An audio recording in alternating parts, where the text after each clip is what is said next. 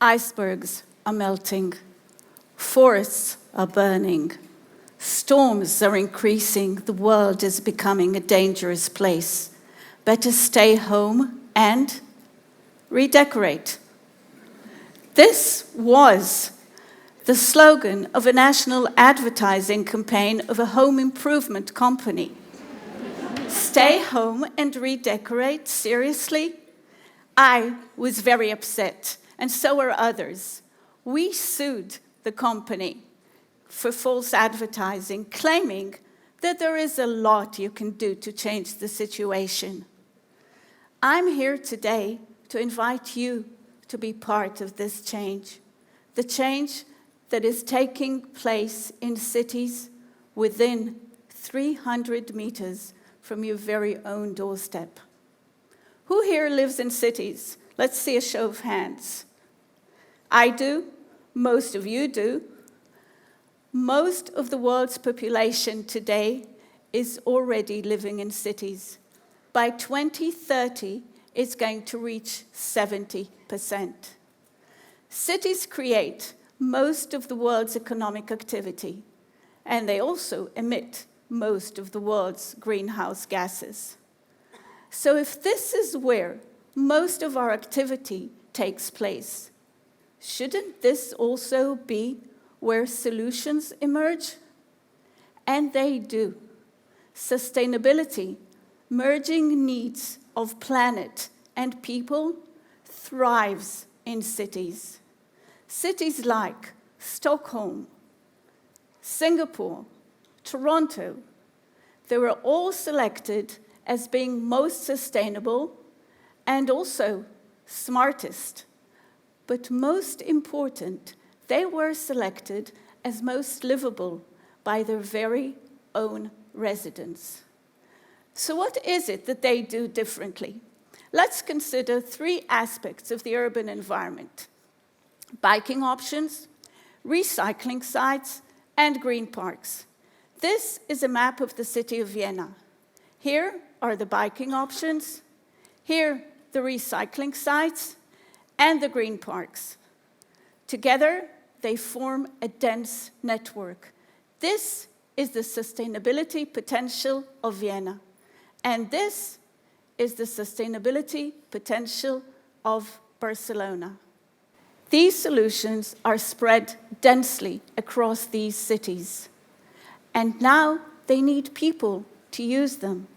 And once they do, they become part of the solution. In fact, an average American emits 20 tons of carbon dioxide a year, while the average New Yorker, who walks more, uses public transportation, and lives in a smaller apartment, emits only 7 tons a year, 60% less than the average American.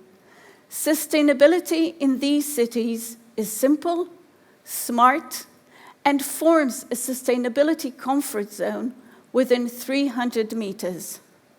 Why is the sustainability comfort zone 300 meters? Research shows that on an average, people feel comfortable walking for 300 meters. More than that, for some, is already an effort, and they would rather drive. So within 300 meters, cities should offer as many options for sustainability as possible. Because here, at your very own doorstep, you're more likely to participate in a community garden, to be a member of a food cooperative, to invest time in a local energy task group. And chances are that if you do these things, you will vote in the next local elections, you will sign a petition to protect your coastline and to protect your city river. You are becoming an ambassador for the planet. The more options there are, the more people will join and become ambassadors of the planet. The legendary mayor of the Brazilian city of Curitiba realized this already 30 years ago. He created a waste separation scheme close to home, offering people bus tokens and food parcels for separating their waste. To this day, Curitiba boasts of one of the highest rates of recycling in the world.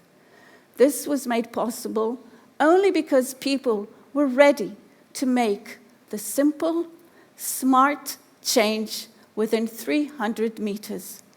Another simple and smart idea comes from the city of Seoul. They initiated a weekly no-driving day where people were encouraged to leave their cars at home 1 day a week. In return, they were offered discounts on parking, on congestion fees, and even a free car wash. And 2 million people leave their cars at home 1 day a week, walking to the nearest bus stop, saving money and emissions within 300 meters from home. I have been advocating local sustainability for more than 2 decades, badgering decision makers to change policies, to adopt ambitious targets, to join climate protection campaigns. And I'm happy with the positive change I see. But the most inspiring and promising change I see is within neighborhoods, households, communities, along bike lanes, within schools. Sustainability, I learned, is like democracy. First and foremost, by the people, and then eventually for the people. And not only for the few tree huggers like myself, but for the vast and silent majority. So what can you do within 300 meters from your doorstep? Walk and bike to neighborhood activities? Make sure your home is energy efficient and opt for renewable energy if possible. Reduce and separate your waste. These are just simple, easy steps to begin with.